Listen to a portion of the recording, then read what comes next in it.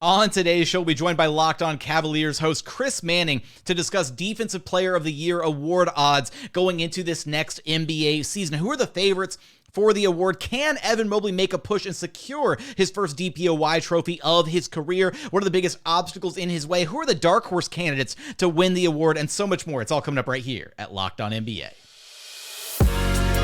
You are Locked On NBA, your daily NBA podcast. Part of the Locked On Podcast Network, your team every day.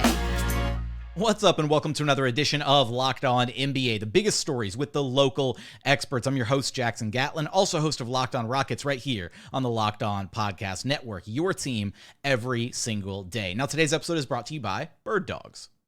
You've got to check out Bird Dogs. They are the most comfortable, nice fitting shorts you will ever own. I didn't used to be a shorts guy until I got my hands on some Bird Dogs. I'd almost always be, ask anybody in my life, I'd always be wearing something from like hip to ankle, jeans, khakis, sweatpants, something, right?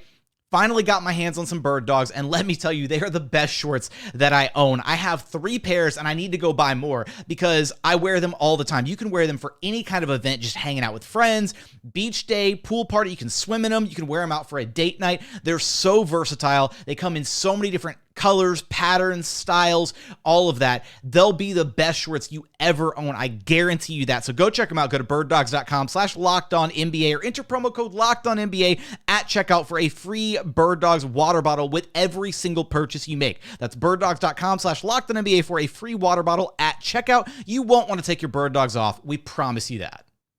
Joining us now is the host of Locked On Cavs, Chris Manning. You can track down wherever you listen to your podcasts and on YouTube. Just search Locked On Cavs. And Chris, going into this next season, Evan Mobley could be up for a Defensive Player of the Year award. He was a finalist this past season.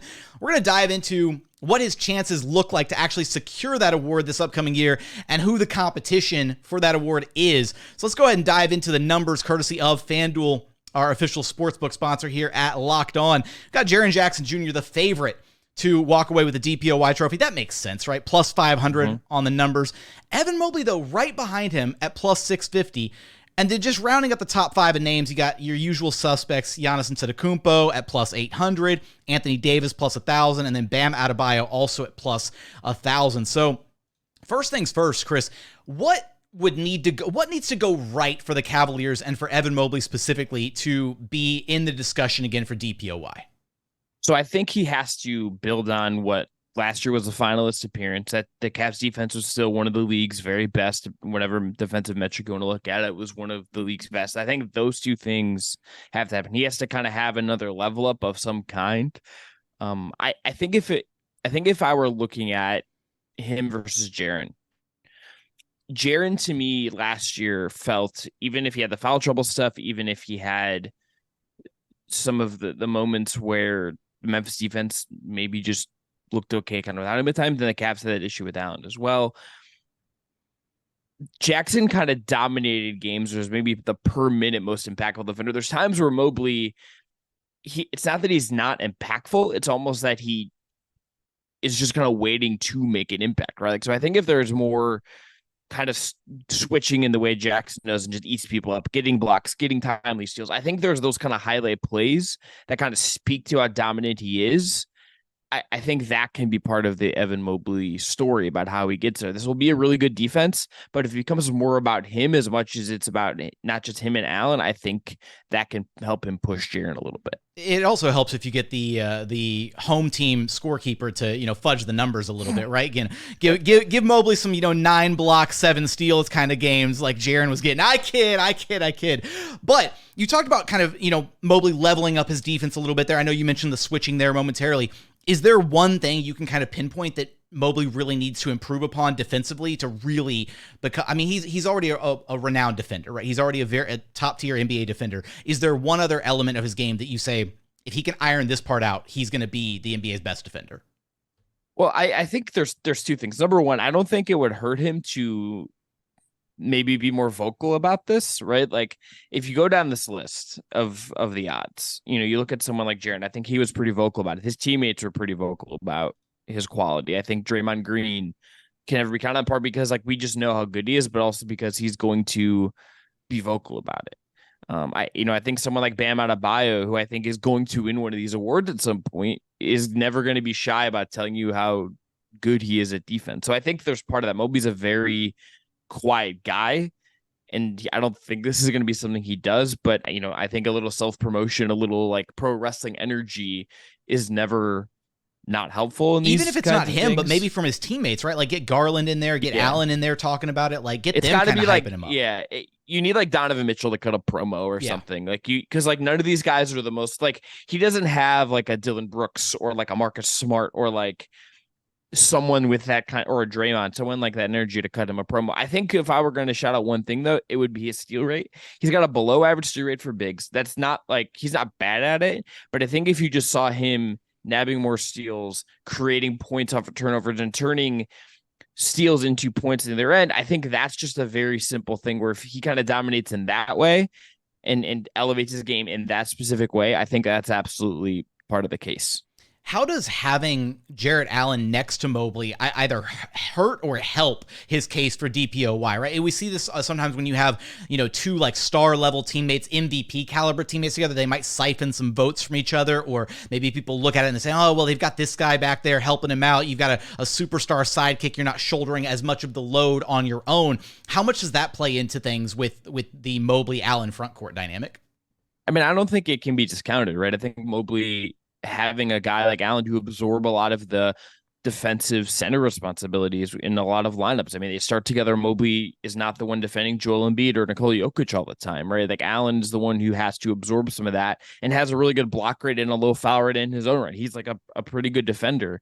Mobley, I think, is more versatile. I think Mobley is really at the center of the defense if you're watching it from a scheme perspective and what the various things they ask and allow him to do. But certainly, like, it's not possible without Allen in a way that, at times it felt like Jaren, for instance, is at the center of the scheme in Memphis, or I think Bam is at the center of the scheme in Miami, right? Like, I think that like, there's a thing where like Allen is good enough without being elite and I think a real candidate in his own right. I think he's so key to what they do and giving Mobley support when they play together. And you kind of see some things that go wrong when it's just Mobley on his own, which isn't all on Mobley, but it doesn't help that things sometimes can get a little wonky. I do think Allen being there is a part of that. It's not necessarily the Evan Mobley defense. It is Mobley, to me, is the leader of that defense in terms of skill, but he has a really good big with him to provide a lot more traditional rim protection. So we had our finalists of Jaren Jackson Jr., Brook Lopez, and Evan Mobley this past season. Who do you screams the biggest, they're the biggest dark horse candidates to either leap into that trio of finalists or to just make a catastrophic jump and just be involved in the DPOY award race in any way this next season? I have Bam. I think it's Bam and AD. I think, they're both like right out there in terms of odds. So I'm not exactly screaming dark horse. Bam, and they're both at a plus 1,000 from FanDuel, as you said. But Bam, I just think is like one of those guys where I think it's kind of wild he hasn't won one. I think he's that good. I think he's that smart. I think he's that tenacious. Like, I just think at some point he is going to win one. How many times has he been a finalist? What, like once or twice, right? Like he's been a finalist a couple times at least. Yeah, I don't think I just think he's good enough. And like, if maybe it's just some of it's the Heat regular season malaise, maybe it's whatever it is, but like that dude is going to win one. I think he's like among the very best defenders. I have one of the smartest defenders we have. I think it's him. And I like some of the other odds are very long. Like, Drew at plus 4,000. Guards are it's really hard for guards to win. We saw like Marcus Smart was like a once in a generational thing. Is AD healthy enough? I don't know. But like, if I were to like say today, I think like a final three of Jaren, Mobley, and Bam would like make a ton of sense to me if we were going to prognosticate this. And I think all of them have a real case to win it. And like, you never know, like Draymond, like maybe Draymond just like sneaks in because he's Draymond Green.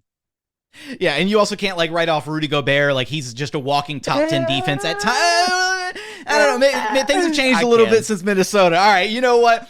On that note, will Evan Mobley be able to secure his first DPOY award this upcoming season? What does the competition have in store for him? Who will the ultimate finalists be? You're going to have us covered for all of that and more over at Locked On Cavs. Chris, I appreciate you stopping by Locked On NBA with me. Anytime, Jackson.